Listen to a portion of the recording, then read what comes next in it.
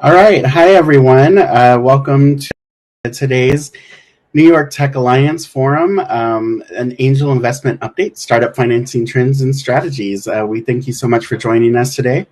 And my name is Andy Saldana. I am the Executive Director of New York Tech Alliance. Before we begin, just a few quick thank yous and announcements. First up, we are recording this event and broadcasting it to YouTube. We have a full packed house today, so if somebody is not able to enter the AirMeet environment, we will be sharing the link for watching this session on YouTube in the chat. Please feel free to share it with your friends. We will also be posting that on our Twitter account. Next up, a little bit about New York Tech Alliance. New York Tech Alliance is a nonprofit organization driving access, equity, and inclusion in the New York tech ecosystem to make it the most diverse and dynamic in the world. We encourage you to learn as much more about the organization at nytech.org. And feel free to reach out to me directly. Again, my email is andy@nytech.org. Today's agenda, we're going to start with a few thank yous and announcements, a quick code of conduct. We'll get right to the panel discussion, and then we'll follow it with the Q&A with the audience. Thank you to all of our annual partners that make the work that we do possible, everyone from Crown Castle to Google, New York Institute of Technology, Propeller Industries, Work Better, Witham, Verizon, Sabity, all really fantastic partners with the ecosystem. We encourage you to learn more about them on our website at nytech.org.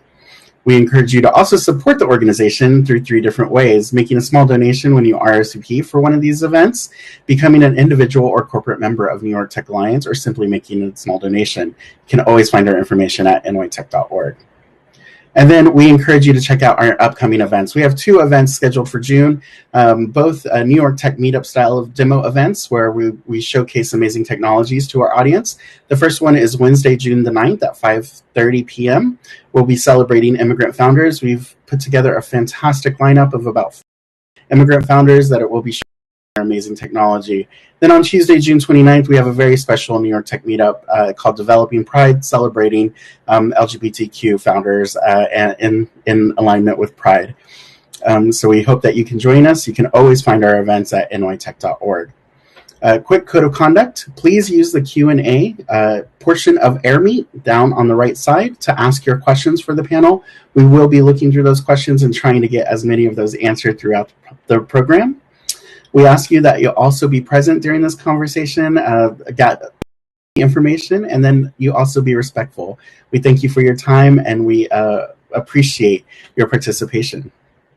And then with that, I'm going to turn it over to Paul Ellis, who's our wonderful panel leader, and he will take it over from here. Go ahead, Paul. All right, Andy, thank you very much. Thank you for that nice introduction. And welcome all. We've got a great event today. We've got a great turnout. 150 people registered, and last time I checked, we had about 70 people who had logged in. So a lot of interest in this topic. By name Paul Ellis. I am a board member at New York Tech Alliance. I run these events on financing and legal issues for startup companies. As noted, we have a really great panel today. We have Joy Marcus, co-founder of Brilliant Friends. We have Brad Schrader, president of Harvard Business School, Alumni Angels of New York. And we have Mark Schneider, chairman of New York Angels. So really a heavy-hitting panel of organizations that are really very active in the community. One thing I should mention is that we had a companion event about a month back on venture capital financing, the state of the VC market. So for those who are interested in this topic, that video is available on the Tech Alliance YouTube channel. It's also available on the website of my law firm. If I would urge people who are interested in this topic generally to go out and check that video. Before we jump into the content, we're just going to go around the screen quickly in terms of introductions. I should say about myself, when I am not doing Tech Alliance events, I'm the managing partner of the Paul Ellis Law Group. We are a 10-person boutique firm in Midtown Manhattan. We do a lot of work with startup companies, small and mid-sized tech and tech-enabled companies.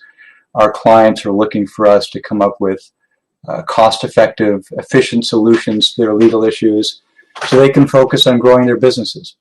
We work in areas including financing, so we negotiate and close angel financing, venture capital, friends and family. We do intellectual property protection, employment agreements, equity plans, general operations, and buying and selling companies, M&A. All of our lawyers come out of top law firms and major, the best law schools. So we're able to offer the expertise of a big firm with the more personalized attention and the more reasonable cost structure of a boutique. With that, Joy, I will turn it over to you.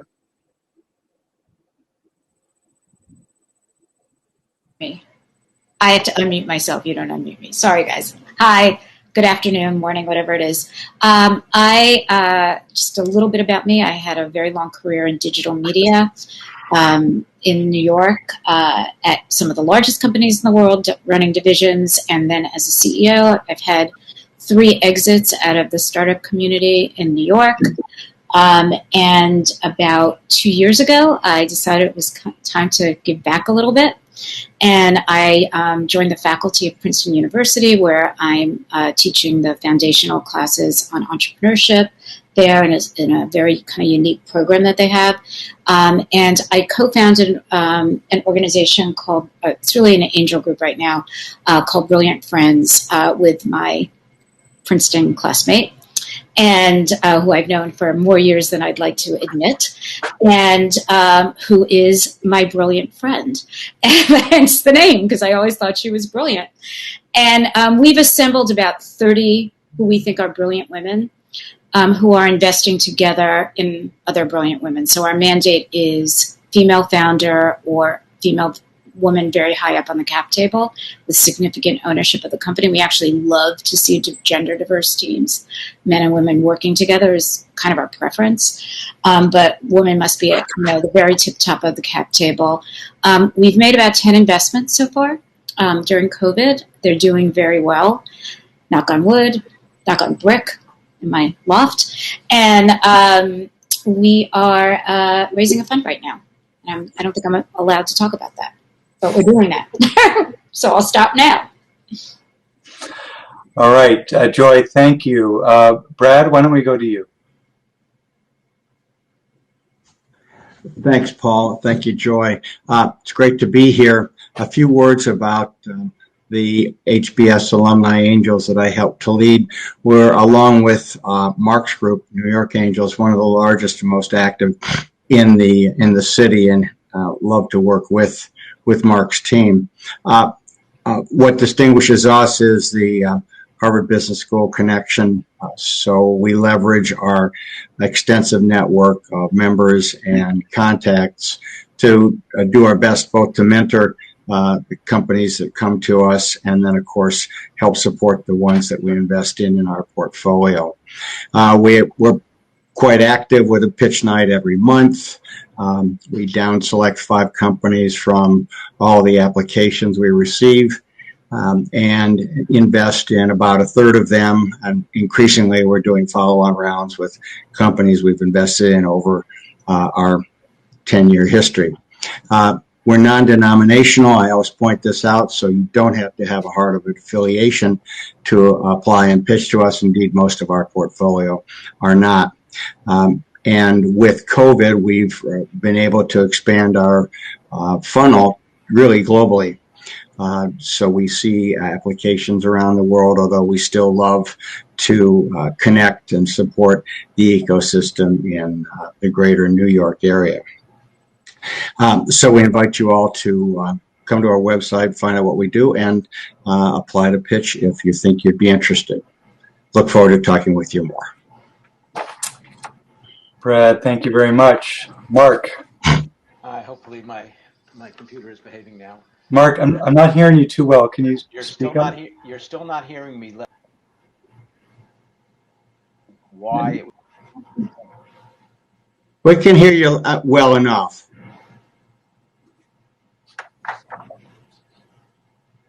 speak up. It was working fine in the breakout room, but nevertheless. So hi, I'm Mark Schneider. I am chairman of New York Angels, and I've had that privilege for about 3 years right now. First I'll tell you about New York Angels. We are approximately 135 angel investors, predominantly in New York, although over time a couple of those people have moved away and still maintain affiliation with us. What separates us out from a lot of groups is that most of our members have at one point or other been entrepreneurs and so if you take 135, that could be 80 or 90 different operating businesses over the years. Collectively together, we've invested in each of the past 4 years, I think it is. We've invested about $13 million in each year.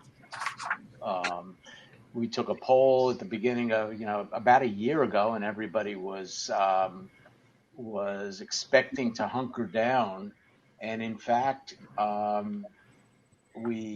were at least, I know for sure there were at least 13 or 14 deals that were in excess of $500,000.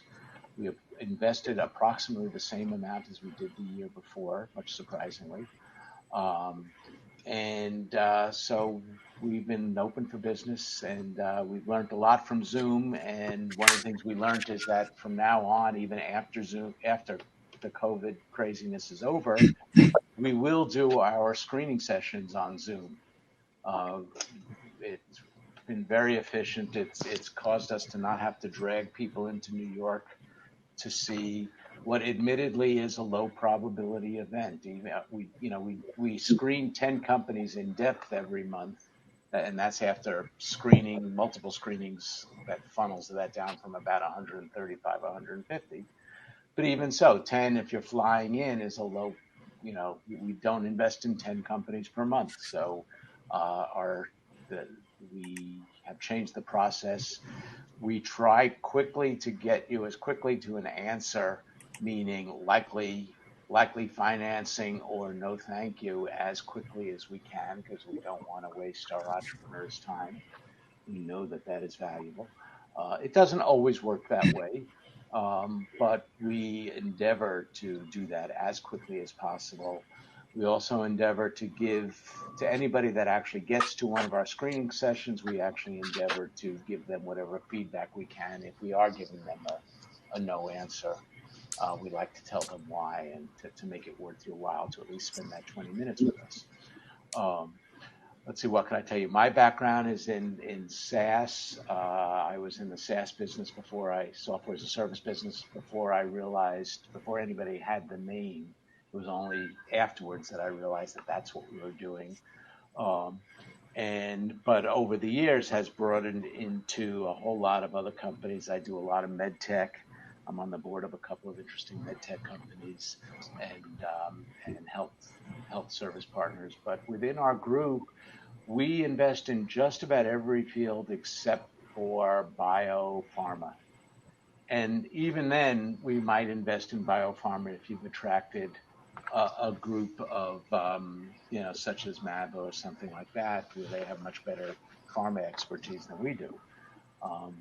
But we look to help. We will lead deals. We will hop on to deals. We have a very efficient set of paperwork. We work very closely. We probably have 4 or 5 members, maybe more, are part of Hbs Angels. That sort of summarizes it all. Happy to, please go to www.newyorkangels.com if you want to apply, or grab me separately, and I'll turn it back to Paul. Mark, thanks very much, and thanks to you all for joining. I mean, it's great to have a panel, not just active angel investors, but successful serial entrepreneurs. So you've really seen these issues from both sides. So to jump in, we're going to give a little bit of structure to the topic today. We're dividing the topic up into four different areas. We're going to start by talking about the angel investment marketplace, what the current status is, and what the outlook is for the coming months. Then we'll be talking about changes in investment criteria, deal terms, and process. That is to say, given the current climate, how are you all approaching deals differently? We'll speak about general advice for founders, and then we're going to talk a little bit about diversity in angel investment activity, given the meaningful hit that we have seen during the pandemic to traditionally underrepresented groups in the startup ecosystem. So with that, we will jump into the first topic, the angel investment marketplace status and outlook. I guess what I would, what I'd say, just by way of introduction, and Mark, as you said, what a difference a year makes. We had an event like this a year back, early on in the pandemic, and at that, I guess, Brad, you were on that event. Mark, your organization was represented, and at that point, the conversation was, well, is this the end of the early stage investment marketplace as we know it? What's going to happen? VCs were circling the wagons around their portfolio companies, and the market was going down, and angels thought there'd be a downturn in angel investment, and companies were concerned about runway. So here we are a year later, and there have been certainly hardship for a lot of companies in investment terms, but nevertheless, it has been a robust year. And I can say anecdotally, Mark, as you sort of noted, for my clients that do a lot of are closing angel rounds and VC rounds, it has been a pretty robust year. And right now, we are seeing that rounds are getting closed at good valuations. My clients are finding that they have good bargaining power when negotiating deal terms, and generally things are looking up, from my perspective. So my question for each of you is, what's your assessment of the marketplace now, and what do you see coming up over the next months, and for your organizations and generally? Brad, why don't we start with you?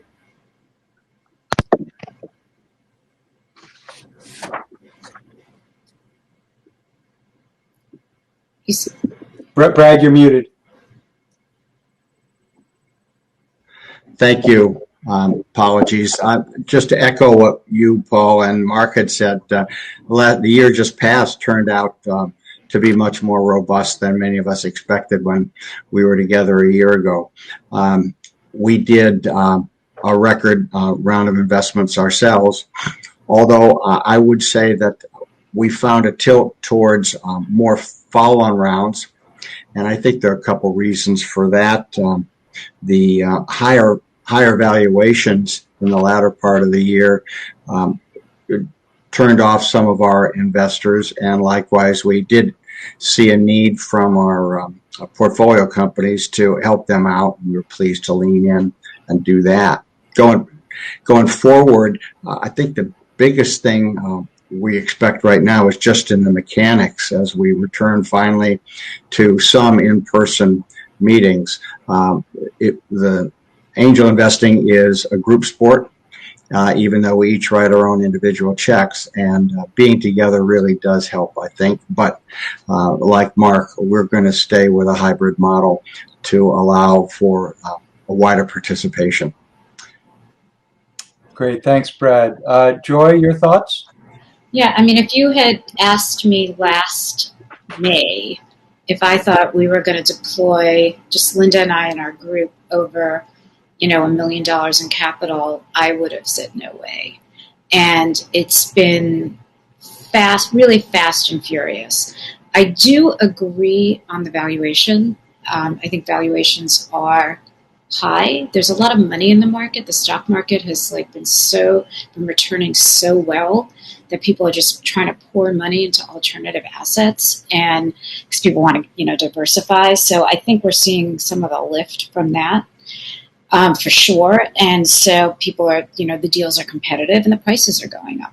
That's what's happening. I mean, that's kind of my biggest observation. I think deal flow is crazy good, and there are lots and lots of deals to look at. As always, the ones you want into are competitive.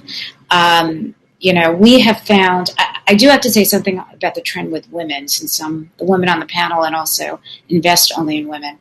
Women have really suffered in this at so many levels. You know, I think probably everybody who's on this has read a little bit about how women have shouldered most of the child care and elder care burdens during COVID, and therefore have either, you know, left the workforce, that kind of thing. So you see higher rates of unemployment amongst women and a decline from an infinitesimal number, yet a further decline in the amount of venture capital that goes to women. So 2019 was 2.8%, 2020 was 2%.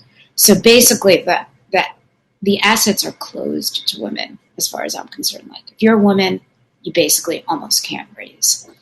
And so that's just a reality, and that's why I'm here. And there are many, many other women and great men looking at this problem very seriously, and, you know, hiring women into venture and that kind of thing, so that there'll be more capital deployed against women-founded companies. But that's something that has gotten worse.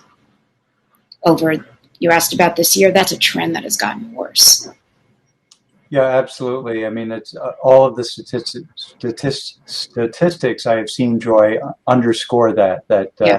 And frankly, you know, it's not just women. You know, it's Black, underrepresented minorities. Colors, Yeah. You know, I mean, all of the traditionally underrepresented groups have fared worse this year, and we will be. Thank you for raising that, and we'll be talking about that a little bit further. Yeah, no, I know it's in another question, but I couldn't answer that question. I absolutely do. Yeah. Mark, your thoughts?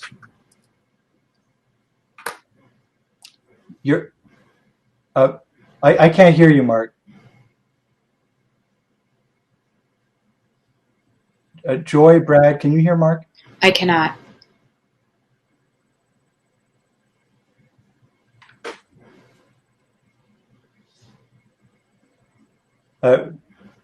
Mark, you're muted right now. If we don't get Mark in a few seconds, we'll just go on and we'll circle back to him.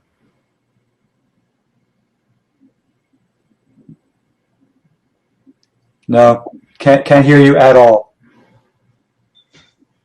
Mark, maybe try disconnecting and reconnecting. Maybe that'll help.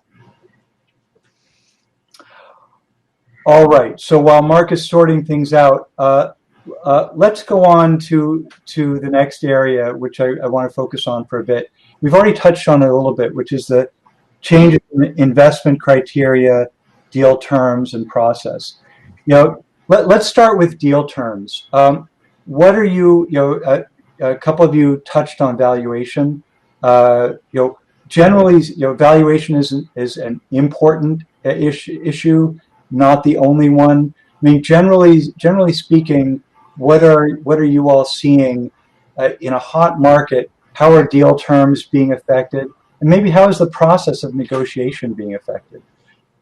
Joy, why don't we start this? Sure. I mean, I'm in a somewhat unique position in deal flow right now because we don't lead. We generally are following, and we generally invest in sort of post-product market fit companies that are generating revenue, and we come in and just like fill out a round. So the terms are usually set by the time we get in. So I can observe from, you know, an arm's length what the terms I see are, which are higher valuation, basically very slim on pro rata and even information rights to minority investors. You know, it's sort of like, here it is, take it or leave it. And often we get into deals a lot because there's no woman on the cap table, no woman investor on the cap table, and the female founder wants a woman. So we're sliding in there with like $250,000 and maybe a $10 million round sometimes. And they're just like making a little room for us. So we see leverage in that. Like the founders, because they're in a good position, have the ability to say to their lead investor, no, I want that person on my cap table. They may get no rights, but I want them on my cap table. So I feel like the founders are in a very good position right now to drive deal terms.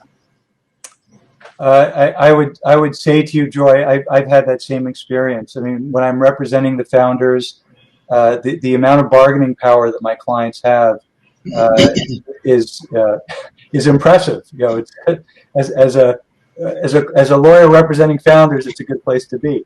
Right. Mark, Mark, do you have a different device maybe that you can dial in on? Yeah, try his phone maybe. Yeah. All right. Okay. Yeah. So we can't hear you. If you have if you can figure something out, Mark, we'll wait for you to come back in. Brad, your thoughts? Deal terms? Yeah. I'll just echo the theme. There's a lot of froth in the market driven by the extraordinary activity in the public markets and then channeling back to the rest.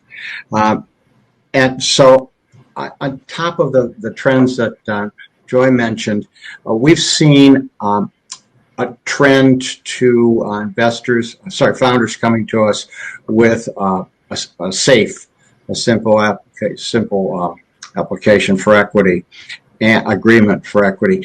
And we, like many of our colleagues, don't invest in safes for all of the usual reasons. There just aren't the protections that we feel we need. Some of them Joy mentioned, like information rights and pro rata rights, but more importantly, just tax advantages of holding equity from an early stage and starting that 10-year clock, that 5-year clock. So we push back, and we have been pleased to see that in almost every case, they'll adjust the terms to a note, occasionally to a price round, at least for us. And the other investors, of course, agree to that.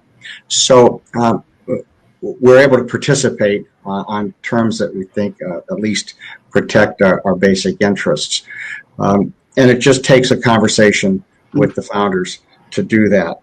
I wanted to make some other remarks about crowdfunding, but first, just let me check. Is Mark back in? No, we will see him, I think, okay, when he comes back. If I could just continue, and I'd be interested in Joy's thoughts on this. We're also seeing more action in the crowdfunding area. It all started with the Jobs Act almost 10 years ago, but now on the heels of COVID, the stimulus checks, Robinhood, and some of that go-go fever that hit some of the public markets, a number of more sites are opening up, allowing founders the appeal of a really easy access to a wide range of investors, any one of whom can write a small check. We hope they're accredited. We're never quite sure. And you don't have the pain of applying to a venture fund or an angel group and going through diligence.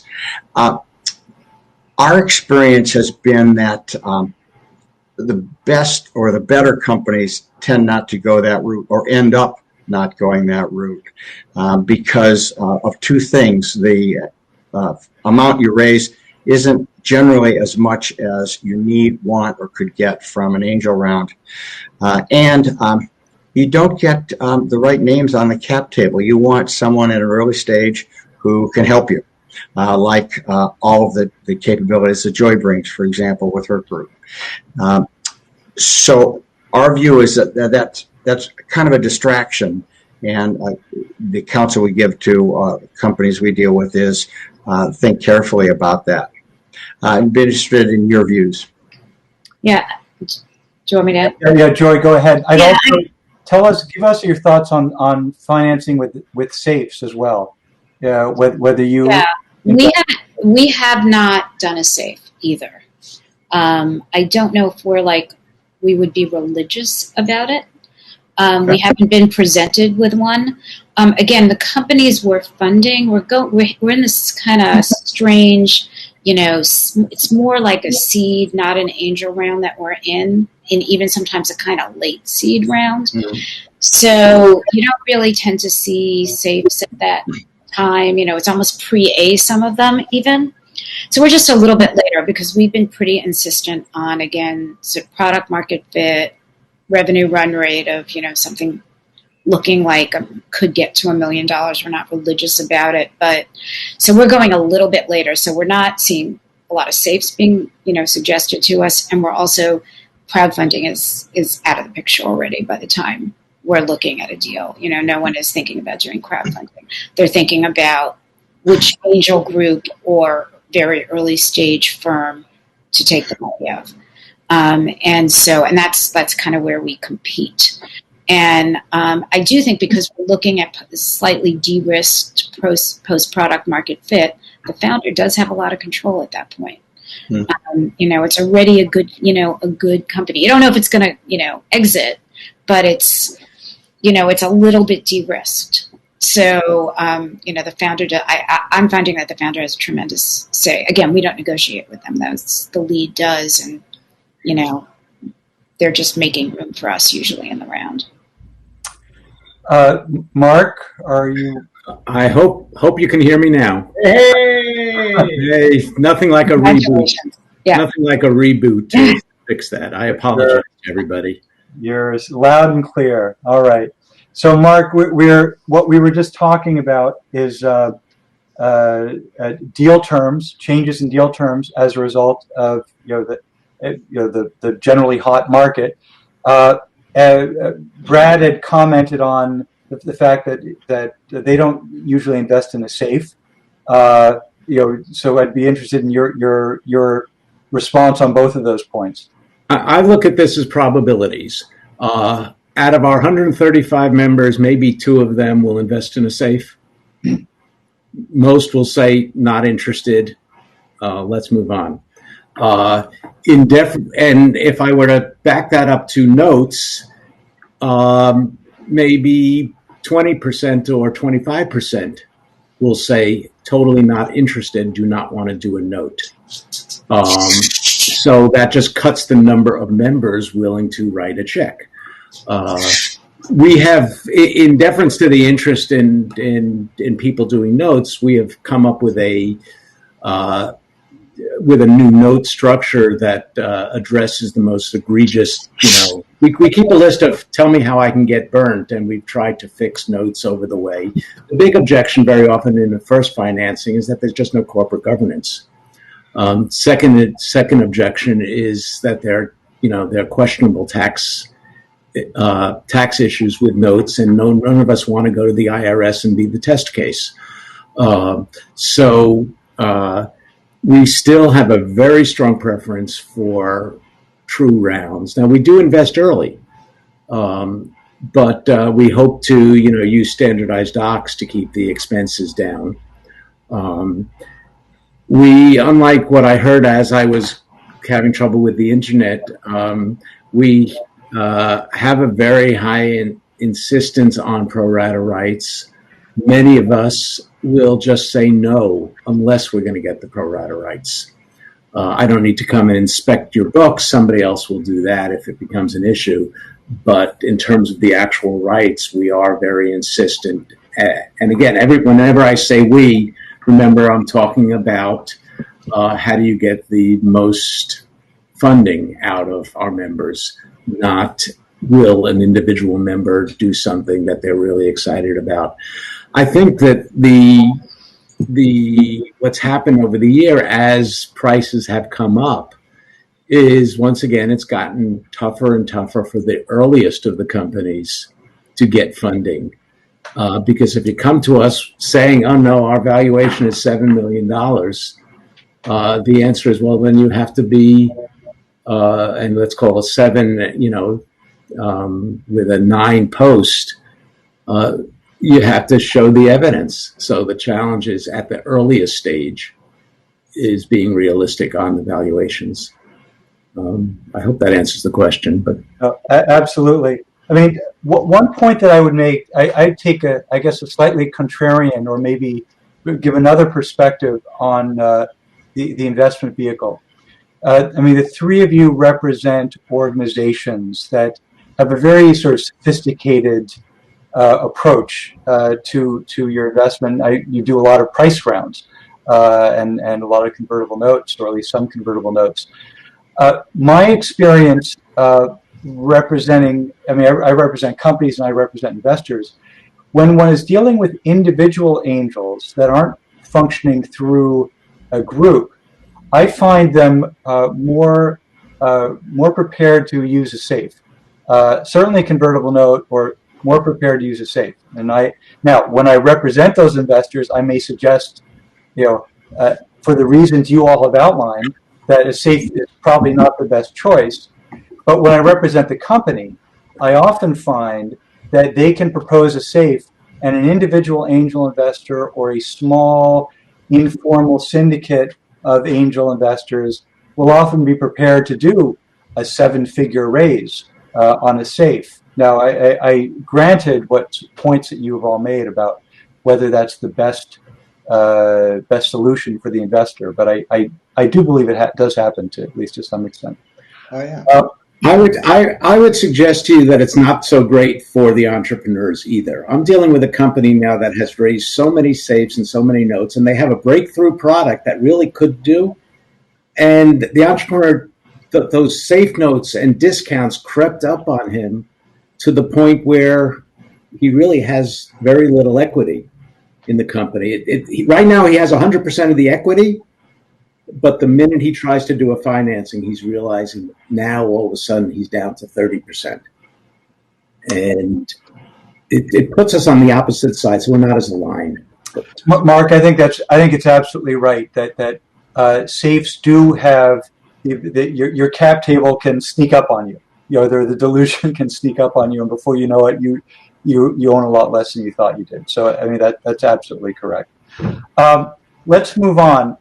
I wanted to talk for a minute about process, because a couple of you touched on this. That, it's no longer that you all, as your group, get into a room and the entrepreneurs come in and present to you. Tell us, and I don't want to spend too long on this, but you each take just a little bit of time about what the process is like for someone who wants to come and pitch before your organization. Why don't we start with Mark? Okay. So we get about 125 to 150 applications a month. Some of them come in over the transom over our website. Some of them come in with a referral. Some of them come in through somebody that's already been working with them. We take those and we send them through our first pass.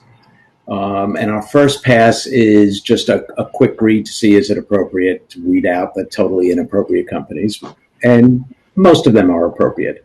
We then send it out to our 130 or 135 members for what we call rate and review. And we send it to members who have said, all right, I want to look at medtech devices. I want to look at SaaS devices. I want to look at fintech. I want to look at AI, et cetera. Those rate and review your application on a 5-star basis, and that culls it down to about 30 or so. Those 30 go to a screening committee who look at it more carefully and bring it down to 10 to 12. Those 10 to 12 present to us. It's 20 minutes in total over Zoom, and one of the things we've changed is we used to do that in person. And we are now going to move that model completely to Zoom. It allows us to broaden our geographic reach. It allows us to not drag companies in to see us, when there's a 2 or 3 in 10 chance, but further on down the road.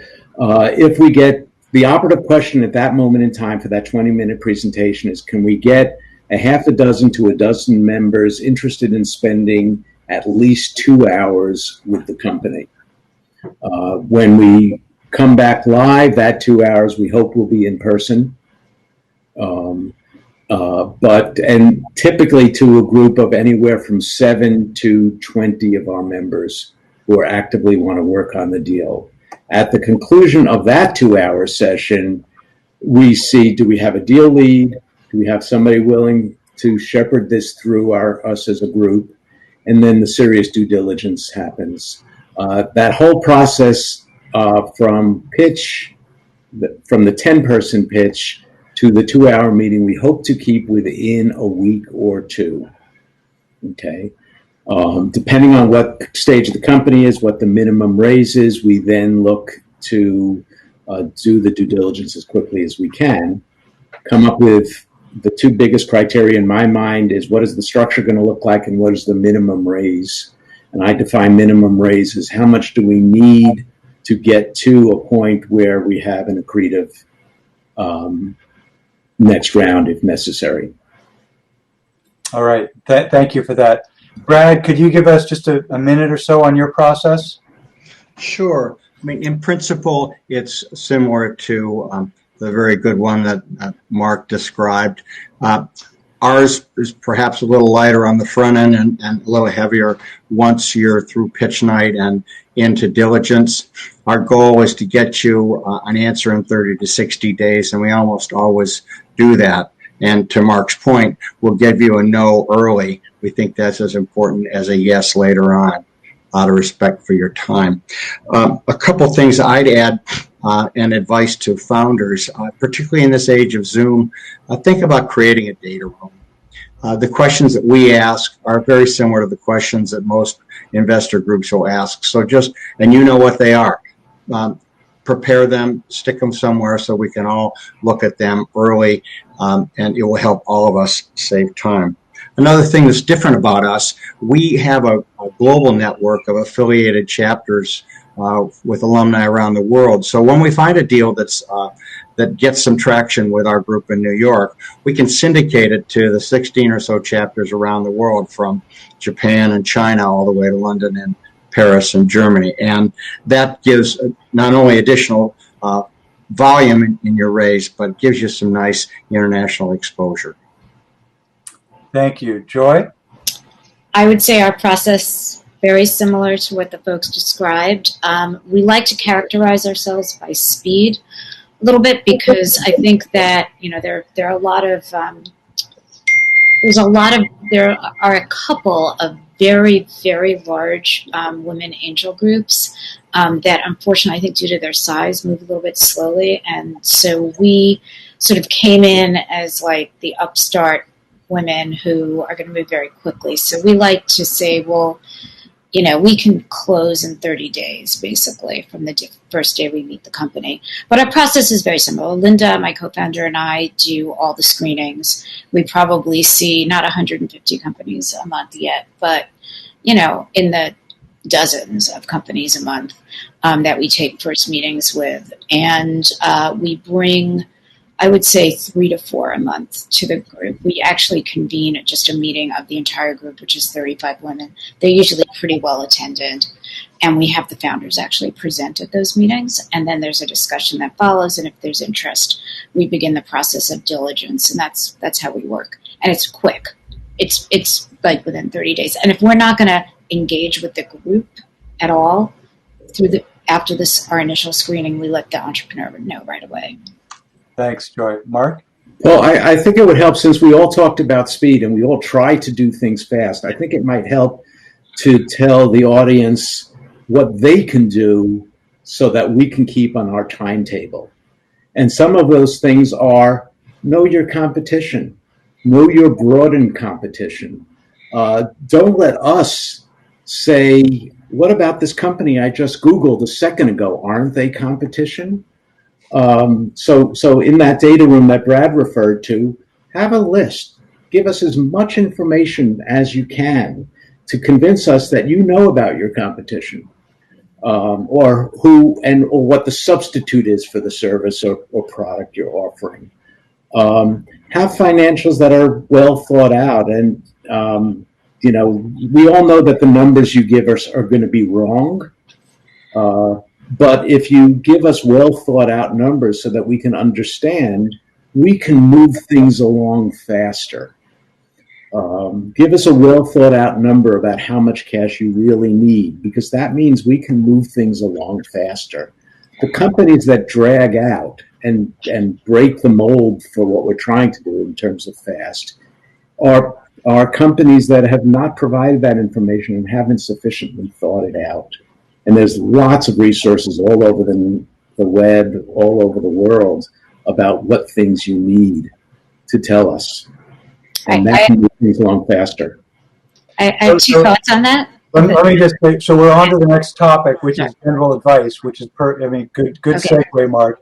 So Joy, I mean, your particular thoughts, but generally, what's your advice for a founder that's that's trying to get investment from you? Honestly, it's the same as I tell my students at Princeton. It's no, the point I wanted to comment on this point about competition. So you better know your market better than the person evaluating you, right? Like you should surprise them with a piece of knowledge they didn't know. That is hopefully true, right? So, I mean, don't just make it up. But you should, if you can be the expert in the room, you need to be the expert in the room. And again, if a Google search will quickly pull something up that you don't know about, that's like, to me, a death knell. It means you haven't thought about this enough. On the financials, what I tell entrepreneurs and what I tell my students is we absolutely 100% agree with Mark. We know your numbers are going to be wrong. We are looking at how your mind works, and we are trying to evaluate how smart you are, how much you take into account, again, how well you know the market. So that's where at an early stage, to me, that's what financials tell us. They tell us you've really thought this through.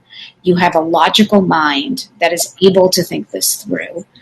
So we can trust you to eventually get it right once you have more knowledge and more market information as you launch and deploy the capital. And those are the things we're really looking for. We're looking for a market that's big enough, like don't come with teeny ideas, a market that's big enough potentially with someone who has, some unfair advantage or unfair knowledge that will make them successful in the market and is a logical, creative, but logical thinker. And if you have all those characteristics, you will definitely get a second meeting from us. I mean, no question. You might not get an investment. You will definitely get a second meeting. Joy, thank you for that. Brad, your thoughts? Building on Joy and Mark's, I just add, talk more about customers and less about your advisors. Advisors add very little value in our experience, but what you know about your customers or your prospective customers is really important. If you don't have them, talk about who you're targeting. And in addition, talk about the sales cycle. There's a lot of time involved from awareness to trial to purchase to repeat purchase. And we want to see someone who's thought about that and also thought about the yield in the funnel from the great number of people who may click on your opportunity at first down to the ones that actually write a check. To Mark's point, we aren't going to have a lot of data on which to base those projections, but be logical about your projections, and then we'll work on it together as long as you've thought it through. Brad, thank you for that. One thing that observation I want to make, going back to an earlier point, is about process, because again, the three of you represent organizations that have a very disciplined process. And I think it's probably worth pointing out for the audience that when one is dealing with individual angel investors that are not operating through an organization with as much structure and discipline, that process can get more protracted. And things can get dragged out in subsequent meetings, and you can take months and months and end up with a no. So I would make that observation for the people. To me, representing companies, that's a big difference between working with the New York Angels or Harvard Business or Brilliant Friends against some other, which is not to say that there isn't a lot of money raised through individual angels, but it is a different animal.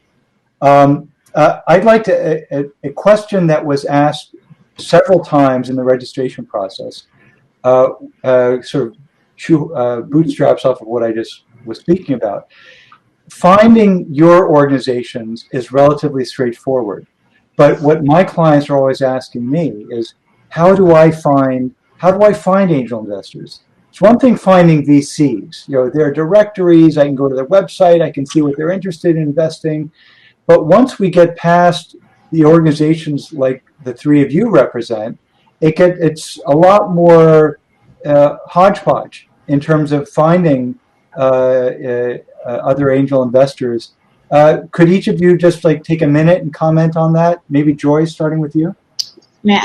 To me, it's as simple as, go to your network, start with your, where you went to school, where your parents went to school, where your kids go to school, that kind of thing. I think first money in is most likely going to be someone who has some personal connection to you. It's a tougher road to get kind of a more impartial money, if you will. Go somewhere where you have an unfair advantage, basically. And that's someone who knows you a little bit, or knows someone who can vouch for you. Mark? Yeah, I would look, that's a given. The challenge, of course, particularly and we'll talk about minorities later, Yes. the challenge with is that sometimes that's not nearly as deep. Yes, if your friends and family have deep pockets, you're in great shape. But the challenge is for everybody else. But I definitely agree. Every business school these days, teaches entrepreneurship. Hunt around there to find out where the other groups are, where the other angels are. But when you're just starting out, trust is such an important. You've got a business plan that barely has gotten off the ground. Trust is the biggest issue, which means you have to find somebody willing to listen and willing to learn to trust you. In terms of other groups, there are, those you can now Google. You can now Google angel groups and you'll find us. So I think that's the best recommendation. The other thing is speed. If you're spending all of your time raising money, which sometimes it feels that way, think about what it takes to get off the ground, and maybe it is worth giving away a little more than your preconceived notion for a piece of the business if you can do it quickly and get it off the ground. To be flexible is probably the other piece of advice. Just because you heard that your friend raised money at a $10 million valuation, or that if it all works well, we're going to be able to sell to Google for $100 billion, for $1 billion. That's great. But what is the risk today that that's going to happen? And be realistic and raise the money as quickly as you can. And if you set your terms and all of a sudden you've got an extra $100,000 at the table, take it. Because that's $100,000 sooner that you won't, later that you can postpone the next raise. Thank you, Mark. Brad, really fast, individual investors, not the groups. Your thoughts on how people find them? Oh, how to find individual investors. It would not be my recommendation, but if you have a connection to a family office with some funds available, those typically can write a larger check and help you get off the ground without a lot of effort. But how to find angel groups, there are two other recommendations I have. One is the Angel Capital Association, ACA, is a very well-run group, and we're all members of that, as are most of the top angel groups around the country. Go there, and that'll be a great place to start, along with all the other resources they provide. And also, if you're not in the New York area, most towns now, most cities and states have angel groups of their own that have been formed up to collect the investors with this interest, but also to help the home team. So Google angel investing in your location, and you might well find somebody who has a little extra interest in helping you out. One thing I'd add to this is I tell my clients, individual investors in particular, they invest as much for love as for money. I mean, they invest in things they know and things they understand, and areas that they're active and knowledgeable in. So often, just working your network. If you're in the restaurant space or food, you go to people in the restaurant space, because Sure. they'll understand your business. They will be interested. They may be interested in investing in you just for the cachet. It may not be just an investment for them, just to be part of a buzzy new startup. So that's another angle. I want to pivot to our diversity segment. This is such an interesting conversation, so much to cover, so little time. We've already identified the problem. Those groups which have been traditionally underrepresented in terms of investment dollars have been especially hard hit during the pandemic. So the question is, what is the solution? There are many of those people watching today. What advice can the three of you give? Joy, why don't we start with you? Well, I can only tell you what I've done to try to correct the situation, which is filter for an underrepresented class of people. And I think that there are many of me's and many brilliant friend kinds of organizations around that folks who are feeling like they're just not getting the attention they deserve can seek help from. And there's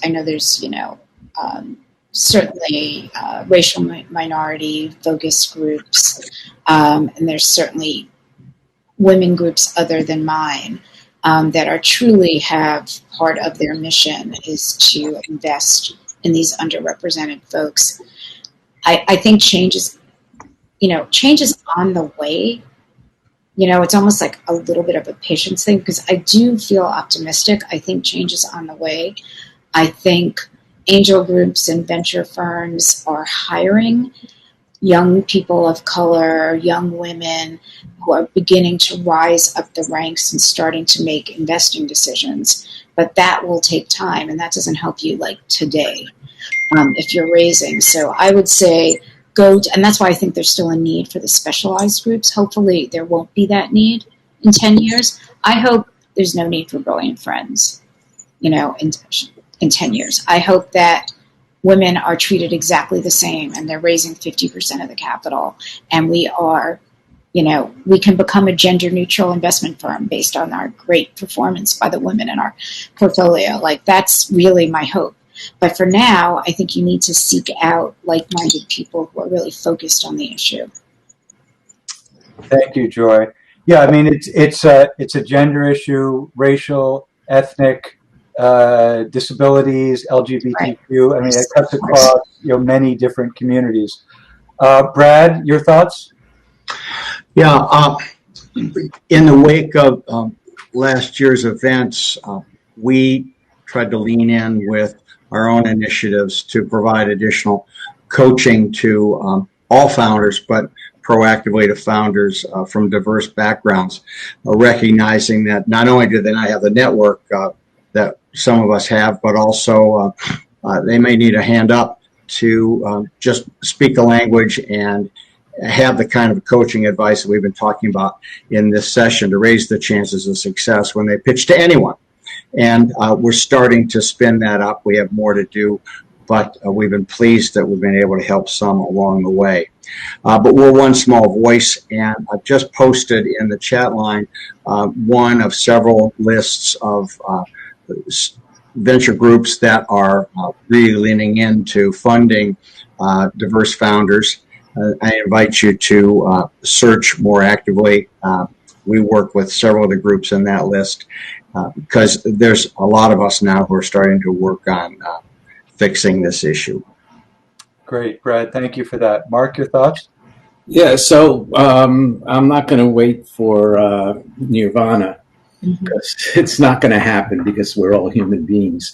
But some of the things that there is progress. So at the request of a number of we now have a checkbox that asks people to simply say, do you think, are you part of an unrepresented group? We're not interested in which unrepresented group necessarily, but just are you in some underrepresented group? And we actually have a bunch of members that care very dearly, I don't want to say, not that we all don't care dearly, but people that are more focused on it than others.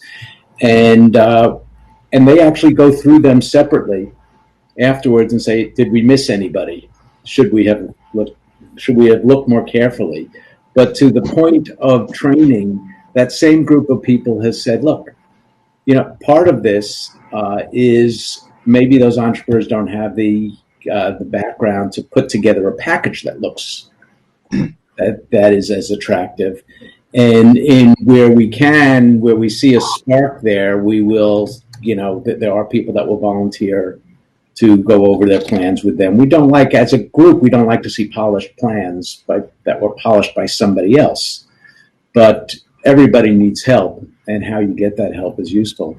But a word to, diverse. There's been a lot of research that shows that diverse teams helps companies, and that doesn't mean 3 people in a category. That means 3 people in 3 different categories, and that will also help.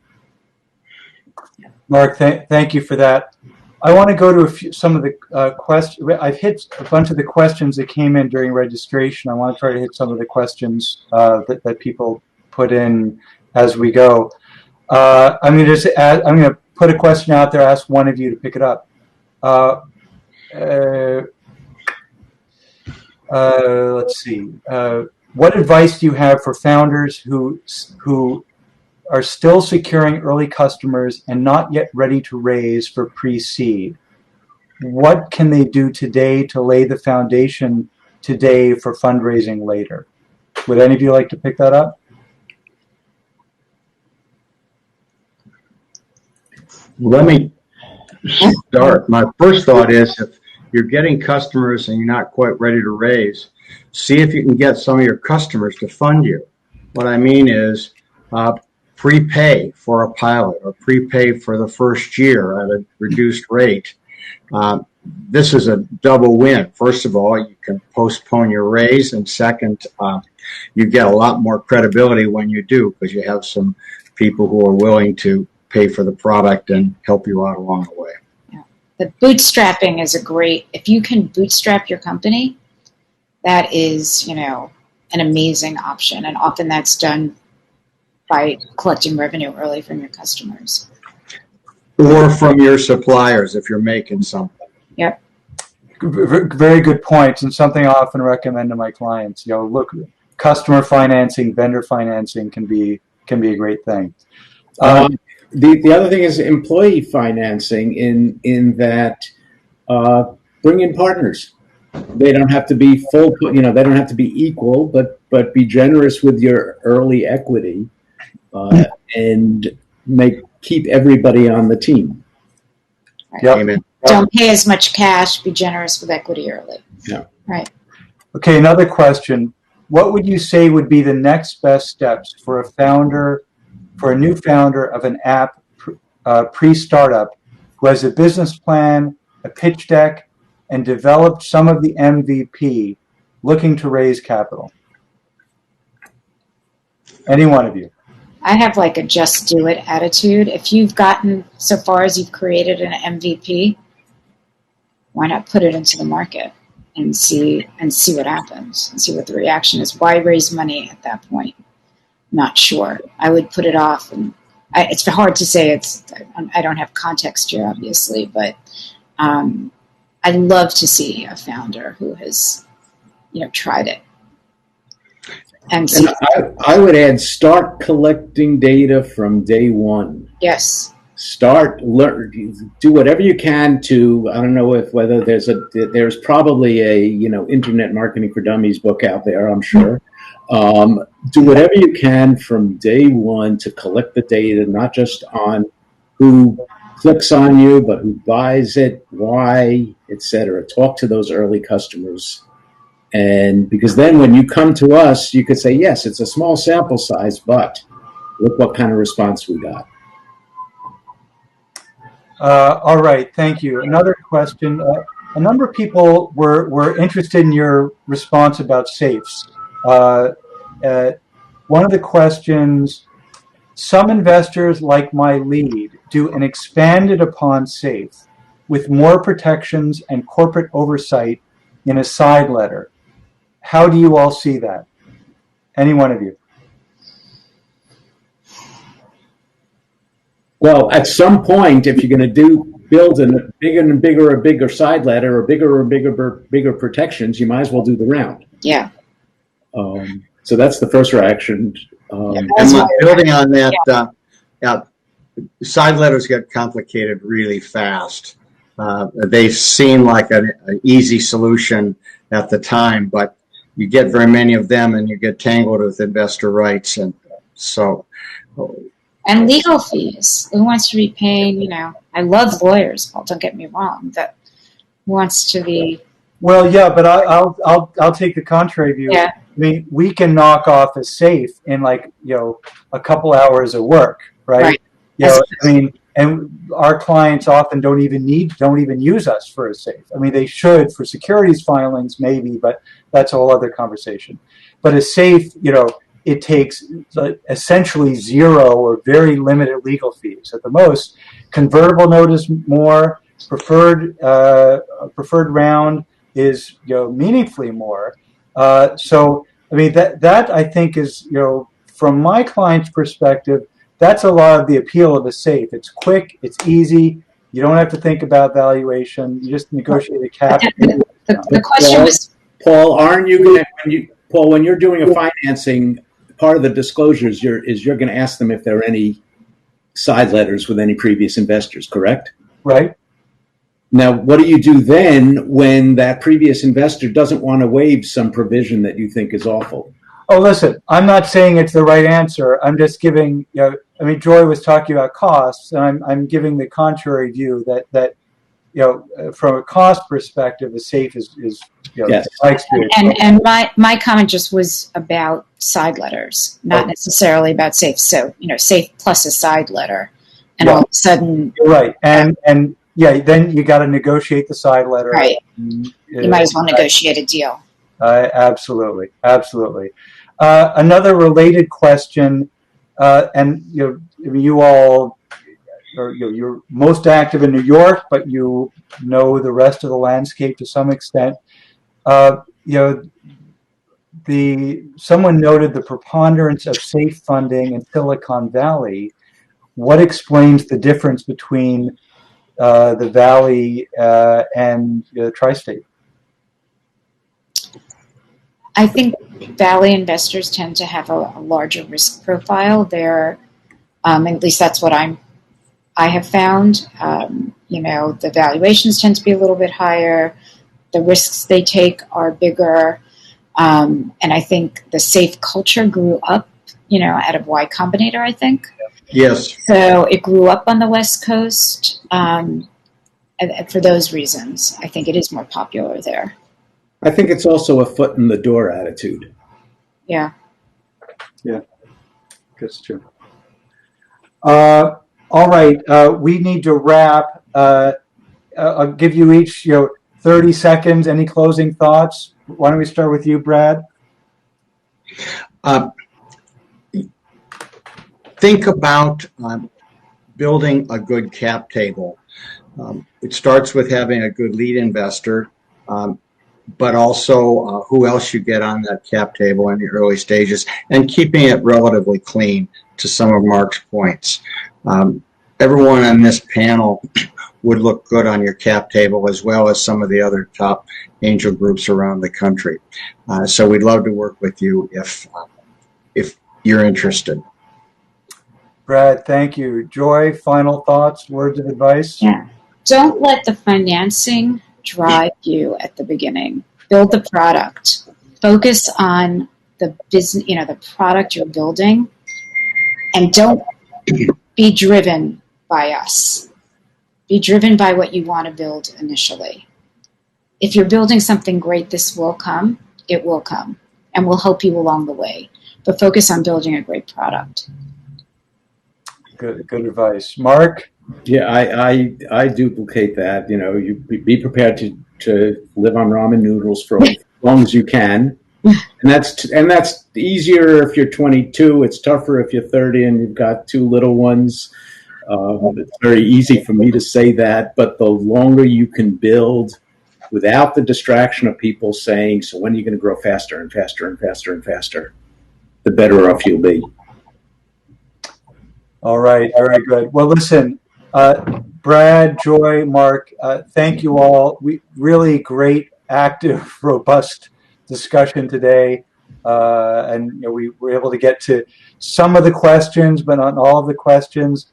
Hopefully, some of you, the three of you, will be able to stay a little bit after in the lounge for some networking, and maybe you can address some of the questions that didn't get answered. I'd remind everyone the video for this event will be distributed by email over the next week or two. And we had a great conversation about venture capital financing about a month ago. Similar issues, slightly different focus, but I would urge you all to go and listen to that conversation as well. With that, I think we're all set. Andy, I will turn it over to you.